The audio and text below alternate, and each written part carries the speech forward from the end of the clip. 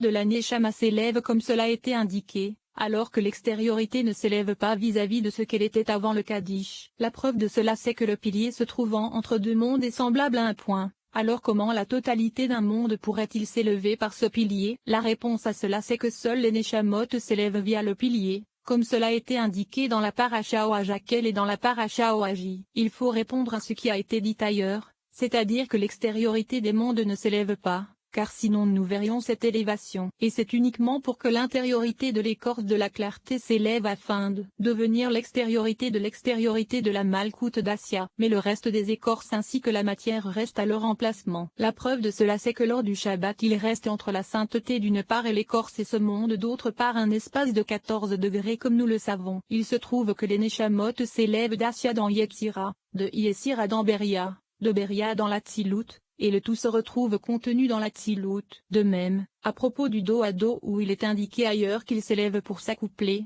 on comprendra que le sujet de l'élévation des eaux féminines signifie qu'elles se trouvent en bas au moment de l'allaitement et ne sont pas aptes à s'accoupler car il manque leur réceptacle intérieur à lui et à elle, et on parle alors de dos à dos. Ainsi, le réceptacle intérieur se trouvait déjà en haut dans Albaïma, et lorsque les cerveaux disparurent le réceptacle intérieur s'éleva lui aussi. C'est pourquoi ils s'y élevèrent. Et les réceptacles intérieurs des Neza, Od et Yesod Ima les aidèrent et les accouplèrent par le secret d'Ima prêtant son vêtement à sa fille. Or ils n'étaient pas aptes à ce que les cerveaux descendent, c'est pourquoi ils s'élevèrent. Il se trouve qu'au moment de leur élévation pour s'accoupler, ils ne possédaient que l'arrière. Comprends cela. Tu verras ailleurs qu'il n'est question d'arrière que pour le plus extérieur de tous. Et ils ne possèdent que deux aspects, ou bien ils sont l'extérieur et l'intermédiaire, ou bien l'intermédiaire et l'intérieur. Grâce à cela tu comprendras le secret de la coupure, c'est-à-dire qu'il lui donna les jugements qui sont l'arrière. Car d'abord il contenait l'extériorité appelée arrière, c'est-à-dire Katnout. Comprends cela, car l'intermédiaire n'est pas appelé arrière,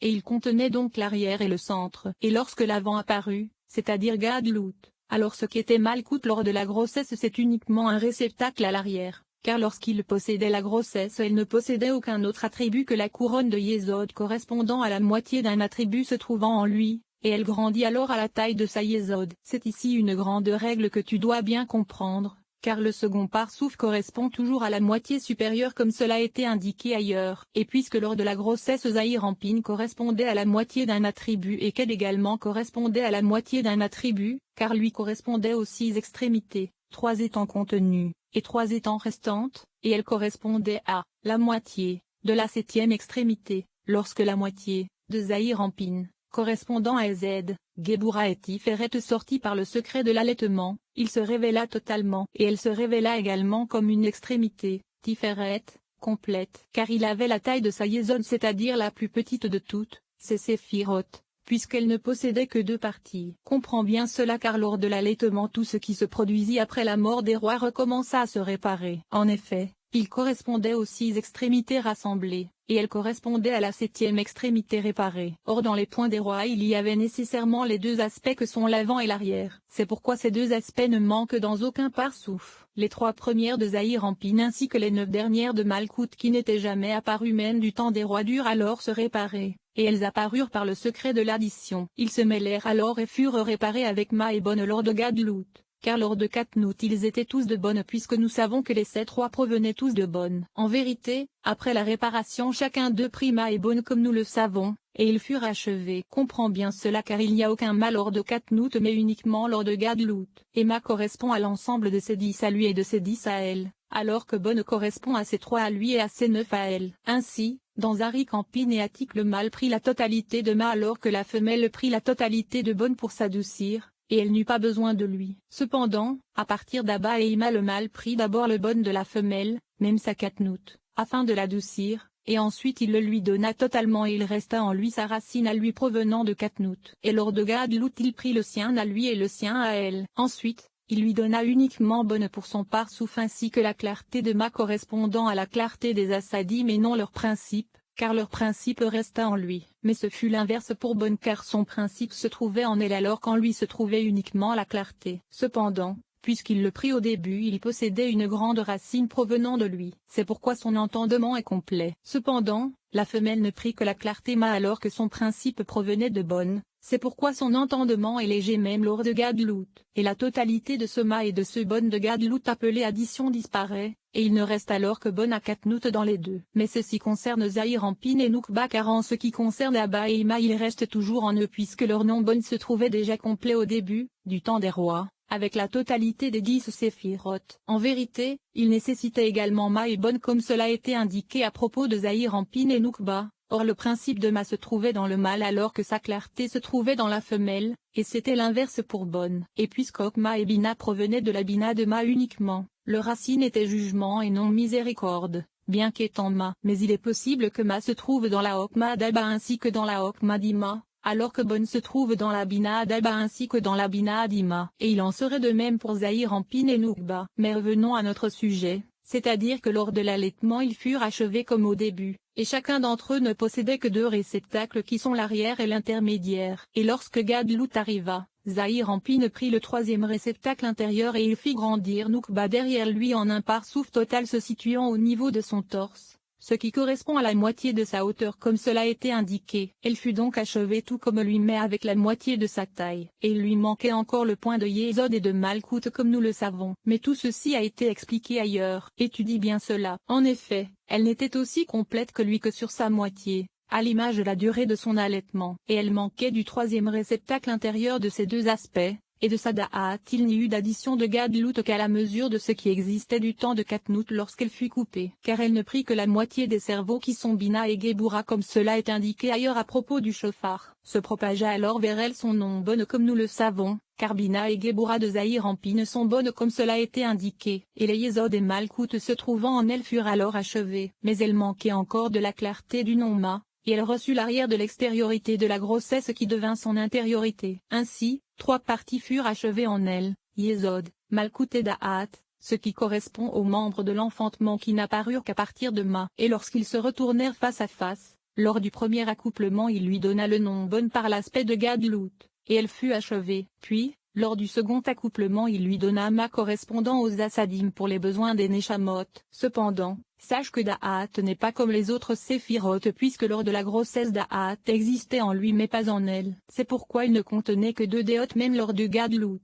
Une de l'allaitement et une de Gadlut. Et en elle également ne se trouvait que 2 déotes. Et puisqu'il est appelé avant alors qu'elle est appelée arrière vis-à-vis de lui, il se trouve que la Da'at de l'allaitement, de Zahir Ampin, est comme la Da'at de Gadlut, de Noukba. Ensuite, lors du Shabbat il s'élève davantage en comparaison avec les jours ordinaires. C'est pourquoi il prend la da'at intérieure et extérieure comme celle d'Abba, et il donne sa propre intérieure des jours ordinaires à Noukba lors du Shabbat, et l'extérieur de Noukba des jours ordinaires est donné à Beria. L'avant des jours ordinaires reste en elle comme extérieur, et l'intérieur des jours ordinaires de Zahir Ampin elle la prend en elle à l'avant. Ainsi, il n'y a en elle jamais que 2 aspects de da'at, un de l'allaitement et un de Gadlut, car le fœtus ne s'accouple pas, alors que l'enfant s'accouple, sauf qu'il n'enfante pas. Et bien que nous ayons dit que bien qu'il y ait en elle 3 réceptacles ce n'est pas au même moment, et c'est uniquement en comptant la da'at des jours ordinaires et celle du Shabbat ensemble que l'on obtient 3 réceptacles. Il se trouve qu'au moment de la coupure elle prit les Geburotes de Zahir Ampin, et il ne resta qu'avec les Assadim, il prit donc l'intériorité. Il me semble que le Nefesh, le Ruach et la Neshama sont appelés intériorités des mondes. Étudie également ce qu'il est dit ailleurs, c'est-à-dire que le Tzipsit Katanf correspond à Katnout c'est-à-dire l'Asya se trouvant dans Yetzira, alors que le Tzipsit Gadol correspond à Gadlut se trouvant dans Yetzira. Or il a été expliqué ailleurs que les 2 sont appelés extériorités de Yetzira. Étudie ce qu'il est dit ailleurs, c'est-à-dire que tout ce que le mâle donna à la femelle au moment de la coupure, ainsi que ce qui lui est donné à partir d'Ima, ne correspond qu'au Geburot et se trouve appelé arrière. Note, Talit Katan, petit châle est la pièce de tissu à franges que l'on porte sous ses vêtements, grande frange ou Talit Gadol grand châle est le châle de prière doté de franges et porté lors de la prière du matin. Or il existe des Geburot de l'arrière du mâle mais également des Geburot dans les cerveaux, et les 2 furent coupés et donnés à la femelle. Il semble donc que l'intériorité corresponde au cerveau, et en eux se trouve également un aspect de Geburot de bonne qui lui fut donné, et il en fut de même pour les réceptacles à l'extérieur, et il lui resta avec Ma. Étudie bien ce qu'il est dit ailleurs à propos des Geburot, de l'enlacement à droite et à gauche, de l'accouplement, des différentes sortes de Hasadim, et de différentes sortes de Geburot. Le sujet en est que les aspects extérieurs et intermédiaires de Netzaïon sont les deux parties d'un seul corps puisque c'est là que se trouve la tête de Noukba qui est unique. Et Zahir Anpin et Noukba les utilisent comme parois uniques à eux deux. Cependant, lorsque les Hasadim apparurent, Netzaïon se séparèrent l'une de l'autre car apparut dans le mal l'aspect des 5 Geburot intérieurs puisque cette paroi qui devint la sienne provenait uniquement des Hasadim. C'est pourquoi Netzaïon se séparèrent. Et la femelle eut uniquement une paroi provenant des Geburot, Netzaïod étant rassemblée vers l'aspect de sa tête. Or Noukba est toujours le secret de l'arrière du mâle, le mâle étant l'aspect de l'avant même lorsqu'il se trouve dos à dos. Comprends cela. Étudie également le fait que la Yesod d'Abba se trouvant à l'intérieur de la tête de Zahir Anpin et la Da'at intérieure de Zahir Anpin. Or j'ai écrit ailleurs que ce qui est supérieur à quelque chose devient son environnante. Car les cerveaux des 6 extrémités de Gadlut sont des environnantes pour les cerveaux de l'intériorité de Katnout et de l'allaitement. Étudie ce qui a été dit ailleurs, c'est-à-dire que c'est lors de la grossesse et de l'allaitement que les 6 premières de Zahir Anpin provenant des 7 rois qui moururent,